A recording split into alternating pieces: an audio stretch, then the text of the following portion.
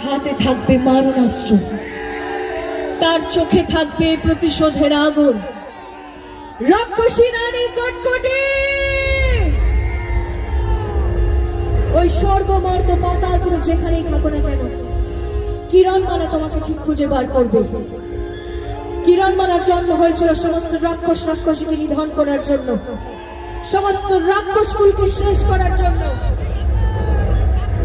আমি প্রতিশ্রুতি দিয়েছিলাম সমস্ত মানুষকে রক্ষা করব, শেষ করবো ওই রাক্ষসী রানী কটকটি, প্যাকাটি, বিটকেল, ডঙ্কার, বজ্রমালাকে।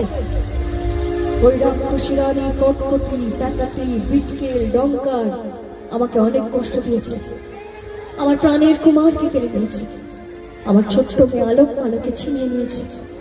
কিন্তু আমি জানতাম আমি একদিন ঠিক পারবো ওই রাক্ষসী রানী কটকটিকে শেষ করতে, কারণ আপনারা সবাই আমার পাশে ছিলেন।